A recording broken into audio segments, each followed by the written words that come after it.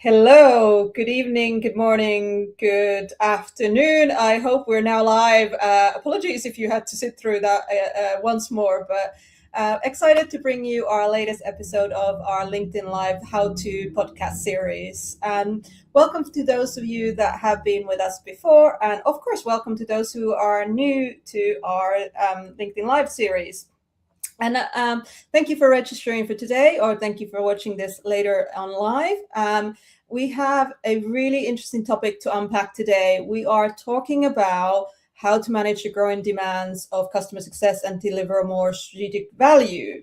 Now, I think this is a hot topic, right? Lots of people are watching that and thinking about themselves. How do I do more with less? And for that, we have no better person than I can think of, the one and only Rick Adams here with me today to unpack this topic. Rick is obviously someone that has been in the industry for a number of years. I believe it's 30 plus potentially, Rick. You've been kind of the founding member of this community. You founded Practical CSM to help to train the CS industry, and you have obviously lots of other interesting merits to that. But Rick, welcome to the episode. Thank you so much. Thank you for inviting me. I'm pleased to be here. And we've always had great conversations, and I really look forward to a great conversation today as well. And for you, audience there, a little bit of a housekeeping. There is a comment section. So if you are watching live, do say hello, do send us your questions. We will weave that into our conversation. And that's really so that you can get max value out of that for yourselves if you are on the session. So hello, everyone. Do pipe in, because we are going to talk a little bit about value today as well.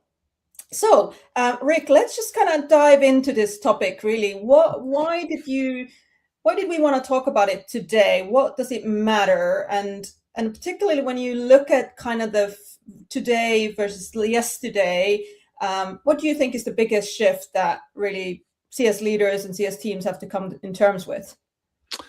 Sure. Well, again, thank you for inviting me on here. I'm really pleased to be talking to everybody. It does seem ages ago since the last time I was doing this sort of thing. It feels great to be back doing it. To answer your question then, I think that right now we are seeing, and this is not just happening right this moment, it's a trend, and it's been going on for a while.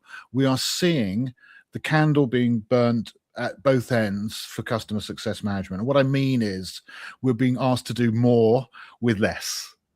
Mm-hmm. So at the same time as we're being asked by our company, like, take on more tasks, do more things, generate more results, and do what you're currently doing better and do more things, we're also not being given any more resource to do that. So we have to do this more with, at least with what we've already got, or possibly even, as I said, with less, where sometimes economy bites and we don't even get headcount taken away, but we certainly don't get it added a lot at the moment. So we're seeing a picture where customer success management is being squeezed. It's being asked for higher quality results with, at best, no more resource than what it currently had. No, I think that's very right. So I think one of that is this ask to do more and more accountability. How would you start kind of thinking about how the leaders can ensure that they can do more with less and with not less support? So where would you start this if you were in their shoes? Well, look, I think we're all asked to create this concept of like more strategic value. If we go back to like the topic that we're meant to be discussing, deliver more strategic value. Well, let's maybe just unpack what we mean by that. So what do we mean by strategic value? What is it? Well, I think that the first thing we've got to recognize is that there's two different companies that we need to create value for, right? It's our own company, the provider of the service, and of course our customer, the client who's using the service. And as customer success managers, of course the clue's in the name, right? Our focus is primarily upon delivering success for the client, for the customer. So the first thing we need to know is, well, when we say more strategic value, what is more strategic value for the customer? And it isn't necessarily more of our product. In fact, I would argue it's very rarely going to just literally be, oh, we'd love to be using your product more. No, we want to use your product more because it gives us this result. So I think the start point in our journey, like any start point, right, before you start going somewhere, research it, right, plan it. So before we go on the journey of getting better at something, we need to decide, well, what does better look like? And then let's start with the customer and say, well, what will better look like for the customer? What will more customer success actually mean? Will it mean they increase their revenues? Will it mean that they become more efficient in a process? Will it mean that they increase the quality of their customer experience? Will it mean they get new customers? They break into new markets? Will it mean they become more saleable? Different situations, different companies will have different requirements for strategic value. If we don't understand that, we're not on the same path that they are on, and we're meant to be leading them. So obviously we need to be on the same path. So that's my start point. And then, of course, equally within our own organization, and that's even more assumptive sometimes. But again, are we aligned with what our senior business leaders really need from us right now? Is it more customers, more revenues, more renewals? What precisely delivers the most value for our senior business decision makers? How do we keep them happy? So those are the questions I would start off with asking. It's the why almost, right? So what are we, why are we what first? Yeah. Why are we in business, and what are we delivering to customers, and what is it actually? I see what you mean. My apologies. Yeah, from the point of view of Simon Sinek, absolutely, it's the why. Yes, it's why the why.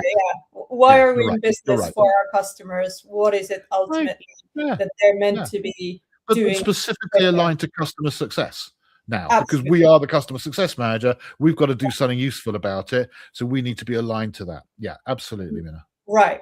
Yeah, and then the second why is what are we delivering for our internal teams, right? So in terms of our company, what is it that the goal is, and is it just more, or is it more specific than that? And what does more mean? Does it mean more customers, or more profits, or more revenues, or more quality?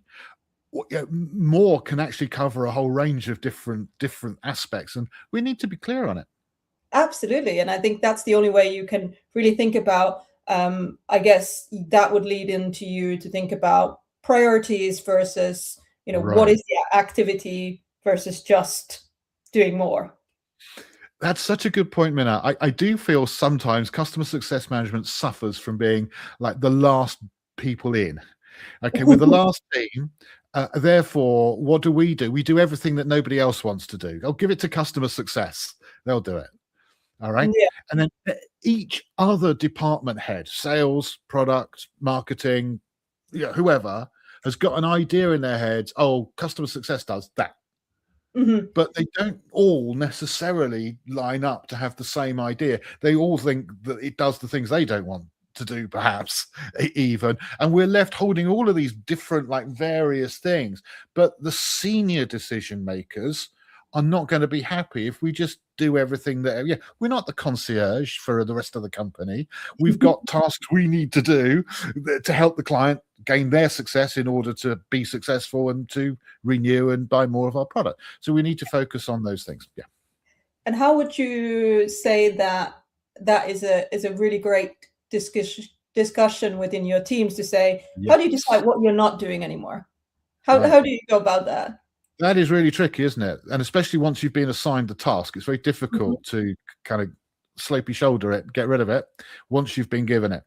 So I think that this is where, as the head of customer success, we need to if I say grow up, but that sounds a little bit like a bit unfair, but and I Yes. don't mean it in any bad way, but I just mean like we need to be mature as a head of a department to recognize we are there to represent the business to our unit, to our team, but B, to represent our team to the unit as well. That is part of what we're meant to be doing.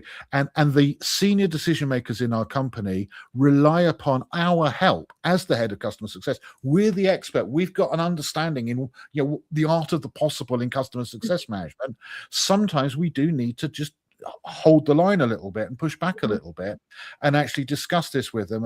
And I think that it requires a positive, proactive head of customer success to go to senior decision making and say, right, here are all the things that I am being asked, or that we in our team, me and my team, here are all the things that we're being asked to do. I'm very happy to prioritize them if you want me to prioritize them, or shall we do it together? Right. And then you create the actual understanding what makes impact to the customer. And it comes from the top. Right, or it either comes from the top or it comes with the seniors' approval. Right.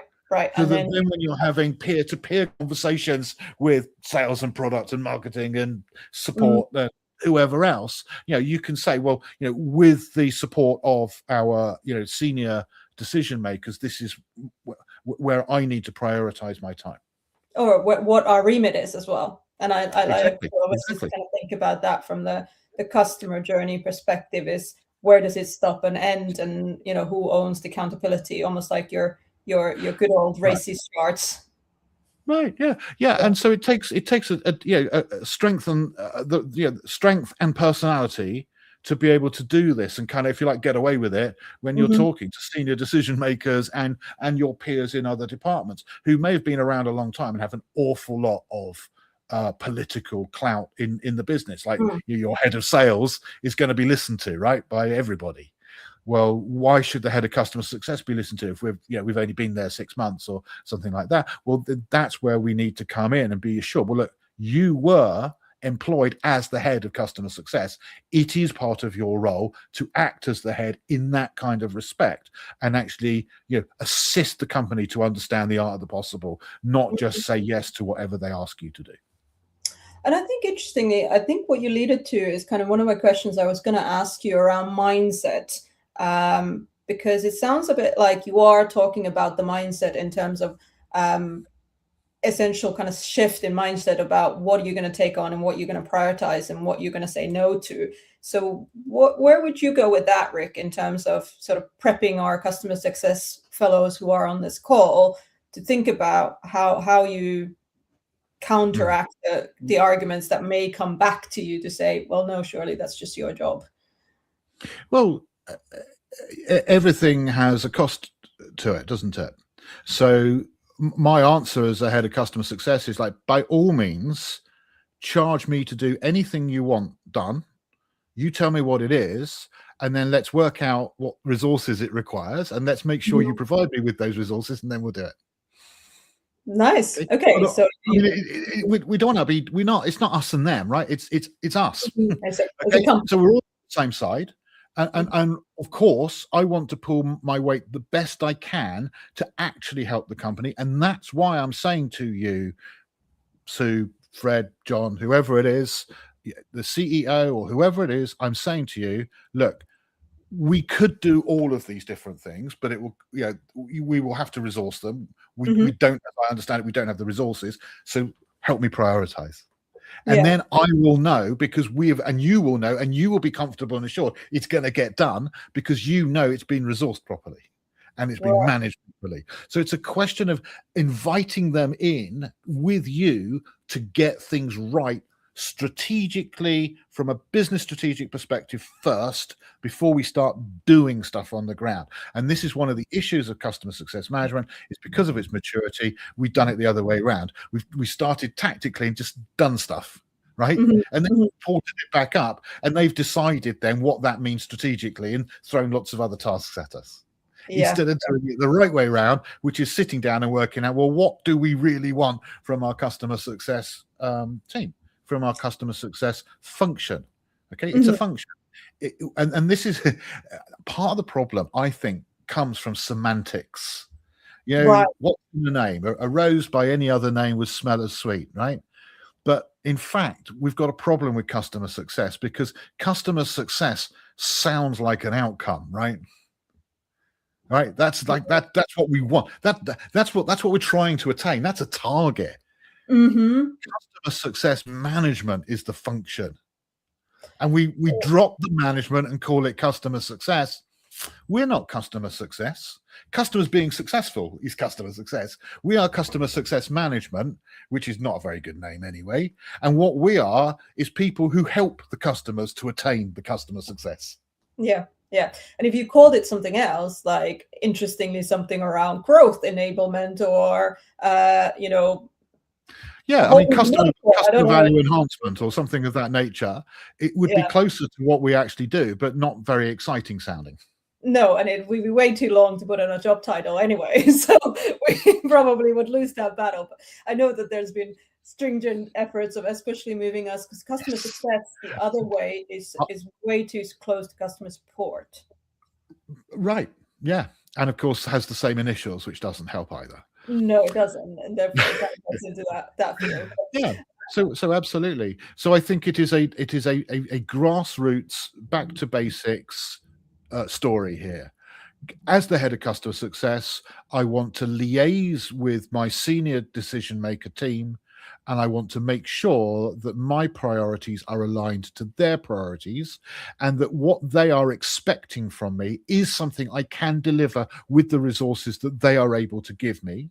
And that requires a conversation, maybe several, some planning sessions, and then a presentation back to them. You've asked me to do this. This is how I'm going to do it. Do you approve this? And their approval, so that you can then go out to the other parts of the business and say, right, this is my bit.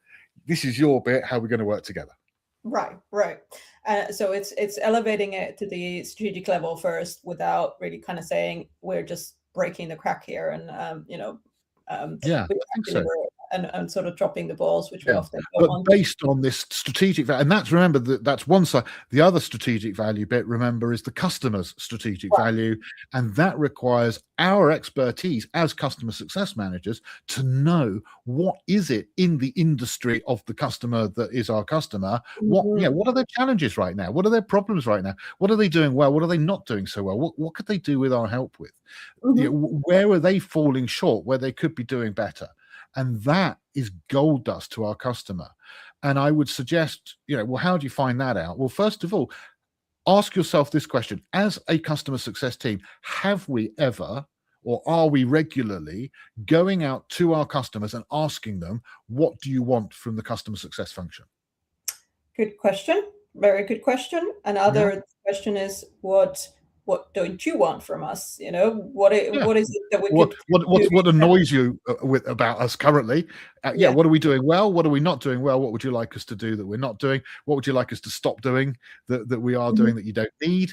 But basically, primarily, what do you want from us? If we just ask one question, which we could just slip into any conversation right at the end. Oh, by the way, whilst I've got you, can I just ask you this? We're asking everybody, and I want to ask you as well, because it's so important. I know it seems so obvious, but yet we want to make sure that we're not guessing the obvious, but we really know it.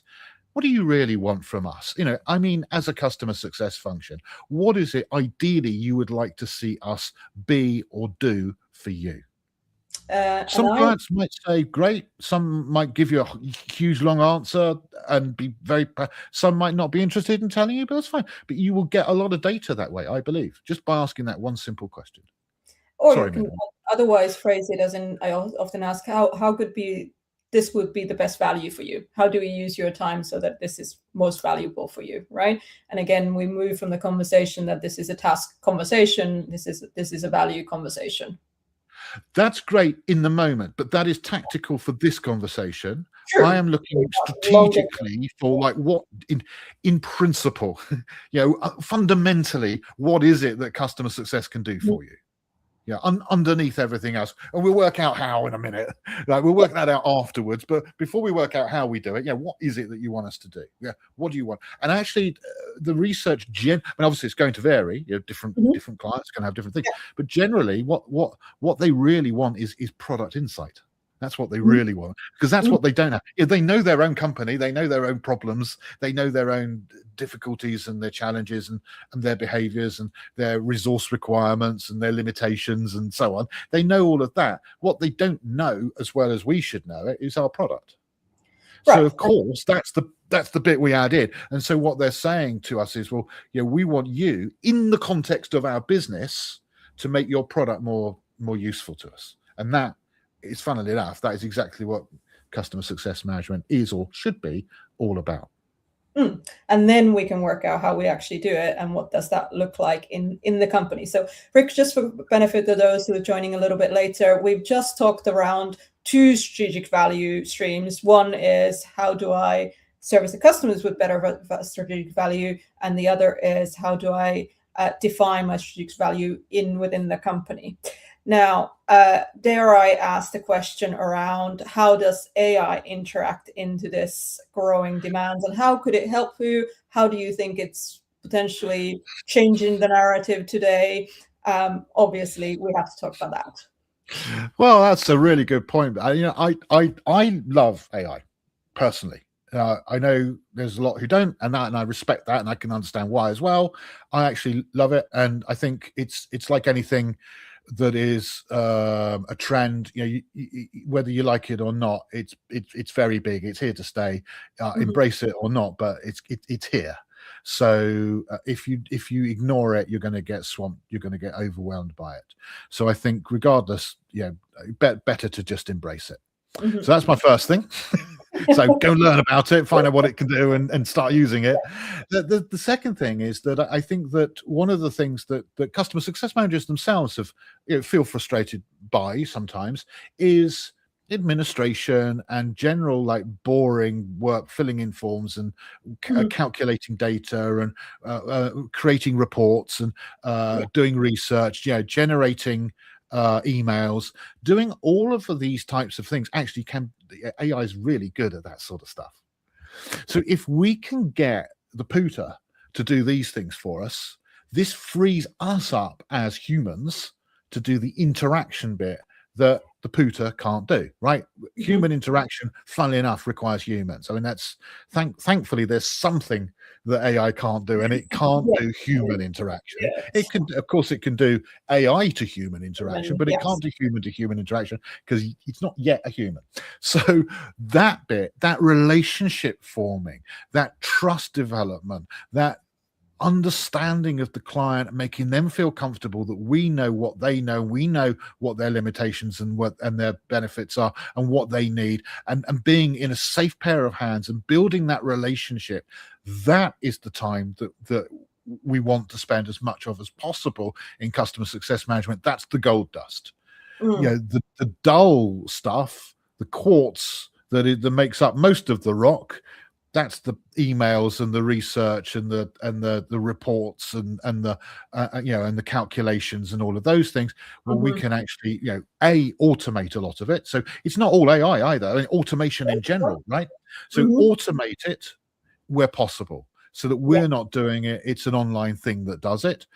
Self-service where possible. Don't think that's second grade for the client. And you're not offering like a better service by you doing it yourself. That may not be the case at all. From their point of view, they wanted it at 3 o'clock on a Sunday morning. Funnily enough, you're not available at 3 o'clock on a Sunday morning, but if it had been self-service, it would have been. Okay, so actually self-service does not mean second rate, especially if it's an option, by the way, rather than just, well, you have to do it that way. And if you do have it, then of course it needs to work well and not be frustrating. You need to point that out. And then let AI do a lot of your thinking and your creating and your writing and your researching and your understanding.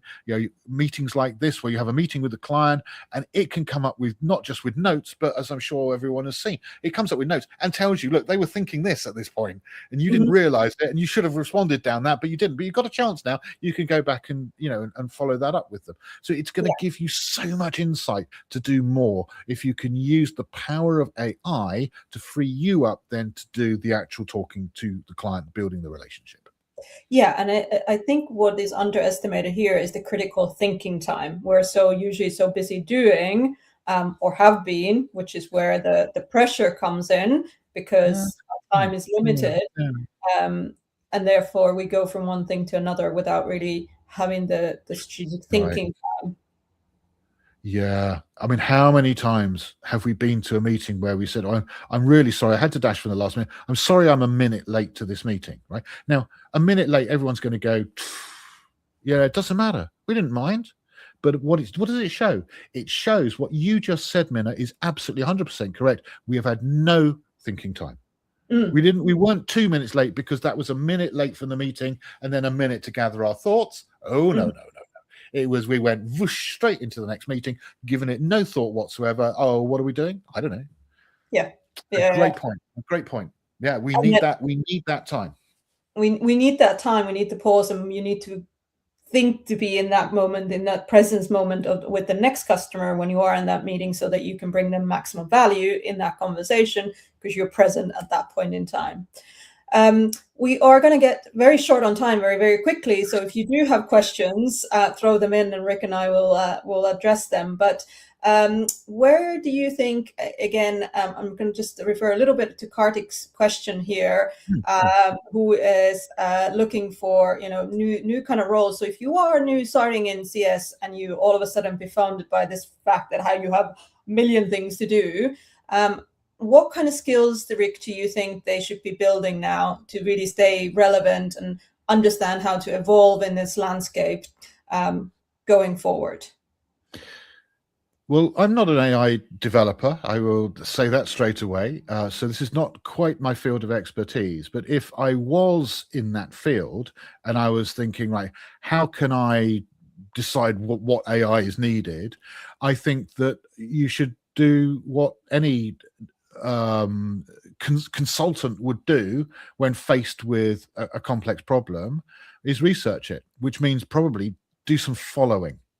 So I would get myself into a number of customer success teams in various SaaS companies or whoever is your target market, and ask, can I actually follow? Can I watch? Can I see what you do?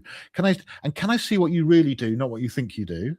Or if you're going to report to me what you do, can you tell me the truth rather than what you tell your boss that you do? Because there is a difference, and that's not being, I'm not being rude there. Yeah, you tell your boss what your boss wants to hear, and you did deliver those things. You just didn't do it the way your boss thinks you did it, because if you did it that way, you'd never get it done, right? So you've got to do the shortcut way, and then so I'm saying what really happens to get the results today. What really happens, and then how can I? And this is like, how do you improve a system? This is just normal. What we've always done through the decades, right, is systems improvement process. So go back to that. How do you improve a system? Well, you observe it in its current state. You look at where it's slow, where it's inefficient, where it's expensive, where we could be utilizing an expensive resource better. Those sorts of things, and you look to improve those areas. Thanks. And how would your advice differ for a CS leader who's in today's world? I know we've already talked a little bit about this. Same. It's just that they're not going to then develop the tool. They're going to, if you like, they're going to decide what tools do we need in our department. So I would say, really, the good quality CS leader, it starts with them, because they will understand, well, what really happens currently in our team, and where do we waste our time, or where we're less efficient, or where are we, like, where the quality isn't as good as it could be, if I was being honest, that we could do with some help. And then that's where we will then ask for, or go and look for, existing AI functionality to help us in those areas, or any other sort of systems and tools that can help you to, or indeed any system or tool that can help us. Absolutely right. Or even training, by the way, because it's not about doing it differently, it's just about doing it better, perhaps. Lovely. We are getting close to the time that we have together today. So Rick, can you please part our wisdom for our listeners, for if you didn't take anything else away from this session that we've had a debate about today, what advice would you give for everyone? Okay, I'll try and keep this to absolutely under 3 minutes. Start with strategic value. Okay, so that's what we're trying to deliver. Well, you need to define what that means. Commonly, it will be a whole string of things that you've been asked to do, and it's too much. So what you then need to do is prioritize. So you start by what are all of it? What are all of it? That's very poor English, isn't it? What is all of it? And then from that, we then decide, yes, but what's the most important? How do I prioritize? And pare it down to the essential, I must, or my team must do this. And by the way, as an individual CSM, you can do this yourself for your role, or as a team manager, you can do it for the team, or as the department head, you can do it for the department. And by the way, as the CEO, that's what they're doing. Must have, nice to have. Right. So, yeah, absolutely. Yeah. What could we do? What should we do? Actually, what can I afford to do? Okay. Yeah. So work backwards from that, but get the input from your senior decision makers, the people who employ you, because they're the ones that you're meant to be making happy, for the internal, and the other people who are kind of employing you because they pay your salaries, your customer. What's strategic value from them? Work backwards from the strategic value. Lovely. That's superb.